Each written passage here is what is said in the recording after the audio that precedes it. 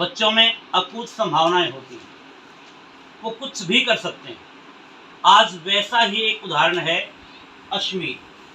अश्मीत गांव बड़ौली से है, 8th क्लास में पढ़ती है और आज 8 अप्रैल अभी विद्यालय लगना आरंभ हुआ है। 2 या 3 दिन अभी तक कुल ऐसे हुए वर्किंग डेज जिसमें ये विद्यालय में आई और इसने पढ़ा, लेकिन बहुत बड़ी इच्छा शक्ति है।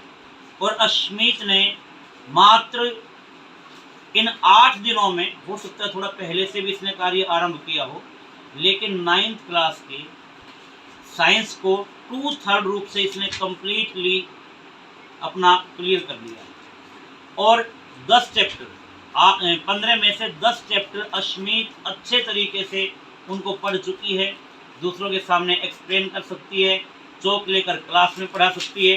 तो अश्मीत, हम चाहेंगे जैसे आपके हैं matter in our surrounding is matter around us pure atomic and molecules, तो मैटर इन आवर सराउंडिंग्स आप इसको आरंभ करें। Matter in our surroundings. So first of all, what is matter? As we look at our surrounding, we see a large variety of things with different size, shape and texture. Everything in this universe is made up of material that scientists have named matter.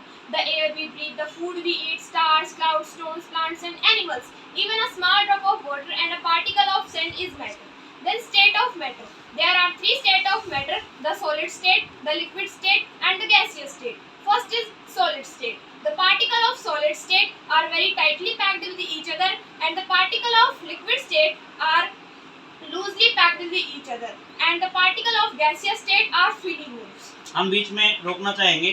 तो देखिए, बात अपनी इच्छा शक्ति की होती है। यदि हम चाहें सच में हम कुछ भी कर सकते हैं, तो मैं ये नहीं कहूँगा कि अभी ये 10th क्लास यदि 9th का एग्ज़ाम ले तो एकदम से बहुत ज़्यादा मार्क्स लेगी, लेकिन कम से कम इसने एक अपने सिलेबस में से एक ओवरव्यू वो इसने कम से कम किया, उसको देखा।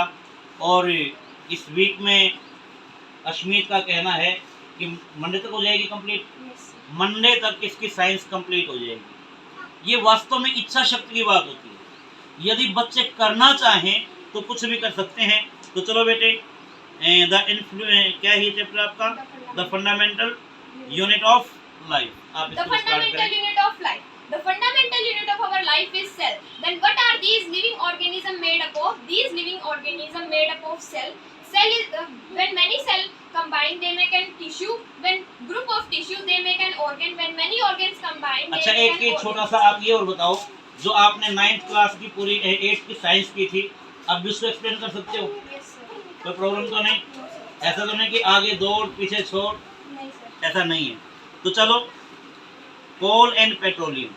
Coal and petroleum. We use various material in our basic needs. Some of them found in nature and some have been made by human beings. Does this list include air, water and sunlight? These all are natural resources. And natural resources can be broadly classified into 2 parts: exhaustible and inexhaustible natural resources. First is exhaustible.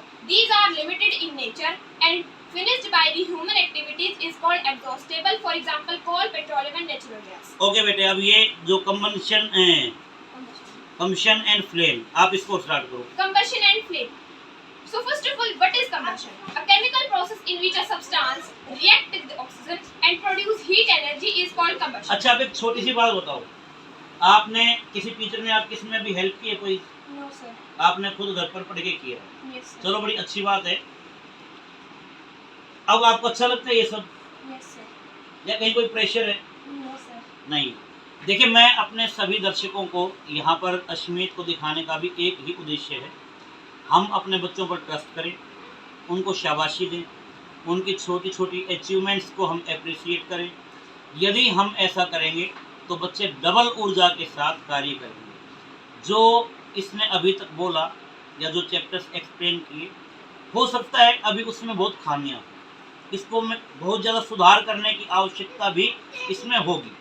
लेकिन अगर हम बच्चों को शाबाशी देते हैं, उनके work को एप्रिसिएट करते हैं, तो वो कम से कम अच्छा कार्य करने के लिए आगे प्रेरित होते हैं। तो अश्मीत, बेस्ट ऑफ लक, और हम भगवान से दुआ करते हैं कि मंडे को आप फिर इसी मुस्कुराते हुए चेहरे के साथ आओ और एक नई उपलब्धि के साथ यहाँ आओ। थैंक यू, प्रणाम।